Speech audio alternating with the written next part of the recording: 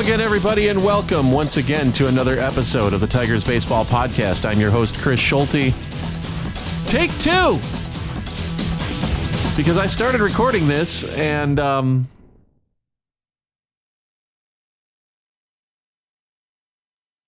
it didn't record for whatever reason. I don't know. But anyway, I'm here. Just do a quick wrap up of the series, the Wildcard series, and then we'll get into Cleveland. First things first, what amazes me the most about the 2 games in Houston is the fact that A.J. Hinch managed to manipulate his bullpen to the point where no Astros hitter saw the same pitcher twice. And I'm not talking about in yesterday's game. I'm talking about in the entire series. Alex Bregman did not see the same pitcher after Tarek Skubal left in the 6th inning of Tuesday's game. So they did see Skubal twice, obviously. But after from the 7th inning on of Tuesday's game until the completion of yesterday's game, no Astros hitter saw the same bullpen pitcher for Detroit twice. That's amazing. And secondly, I don't fault Jackson Jobe for yesterday's performance. He's had 4 innings of major league experience. I'm sorry, but I can't fault him for that. You're 21 years old.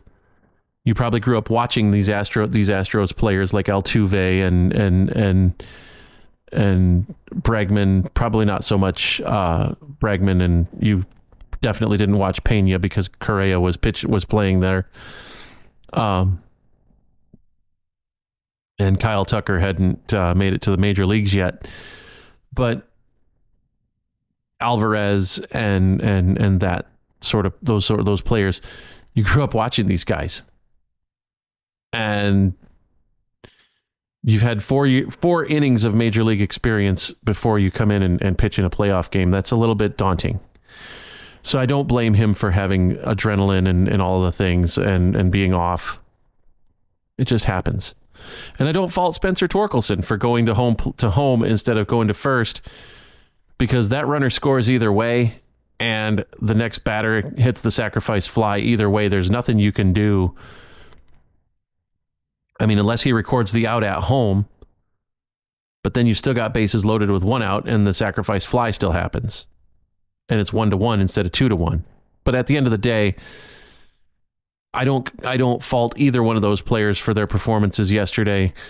And look, the Tigers played a cleaner series, even to the point where the ball that Alex Bregman hit off the wall on Tuesday evening, Riley Green makes a perfect play on it. If he doesn't play that the right way, Bregman ends up on second, and it's a whole different situation.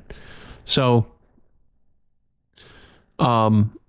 those are my takes from the last 2 games. Now on to Cleveland. And a big shout out to Chuck Brady. He messaged me yesterday and he goes, on to Cleveland. And I was like, show title. So there you go. First of all, I'm rooting for the Royals and the Tigers this series because the Royals are playing the Yankees. I root for everybody that plays against the Yankees. But secondly, I'd love to hear Jim Bowden gnaw on his liver about how bad the Central Division was because they had the White Sox in it, and everybody went 12-1 against the White Sox. They didn't, but so there's that, and how he's going to backtrack and say, "Oh, these 2 teams deserve to be here." Sure do. Go ahead and say that. You don't believe it, but you can go ahead and say it. But you know what? You're right. They do deserve to be there. So this series is going to go 5. And it's going to go 5 not because I say so, but because Detroit had a 6-5 series lead on Cleveland going into July 29th, 2024. That was a Monday-Tuesday series, and Cleveland needed to take both games of that series to win the season series. And to their credit, they did. But that was a series where I mean, it wouldn't have really changed much in the outcome of the season. But if nothing else, it gives this Tigers team confidence and it gives this Cleveland team pause. Because the Tigers played them tough, and that was before they got hot. That was before they swept the Mariners. That was before they swept the Royals. That was before they took 2 out of 3 from the Yankees and 4 out of 6 from the Orioles, and 2 out of 3 from the Red Sox at home. That was before they took 2 out of 3 in Seattle.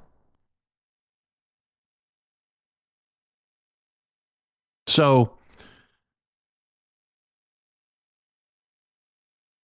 that's a series that's close to that turning point, and this is a series that Detroit's going to win. They can win it in 5 games. And when they do, they'll go on to the American League Championship Series, and they'll still be the road team. They'll still have, they won't have home field advantage, which means if there's a game 7, it'll be in Kansas City or New York. But you know what? We'll get there. We'll get there. That divisional bye means nothing. Philadelphia and Arizona were the 2 wildcard teams in the National League division in the National League last year. They played in the National League Championship Series. Texas, your other World Series participant, was a wild card team last year. It was Texas and Tampa. And I don't remember who else the other one was. But you know what? Texas beat the Orioles. The Orioles had the divisional bye. So, I don't look at it. Toronto. Toronto was the other team. I don't look at it from the standpoint of this team has an advantage because they got a first round bye. I look at it as the Tigers have the advantage because they're just going to keep on playing, and that momentum is keeping them going. That momentum is just going to carry them forward. Had they won the division, they wouldn't have this momentum. They wouldn't have this hot streak. Had they had to sit home for 6 days, it might have hurt them. So I'm not too concerned about the Detroit Tigers and the Cleveland Guardians. First time I've done that in a long time. I think the Guardians are going to lose this thing in 5. I think Detroit's going to get 2 home games, and Comerica Park is going to be rocking. And then in game 5 at Progressive Field, Detroit wins it and sends Cleveland fans home crying again. And it'll make me happy. It'll make me happy for any number of reasons. Baseball's got to love this because Michigan, Ohio, kind of a rivalry. Dylan Dingler's got to have a hard time with this because Ohio State, that's where he went to school.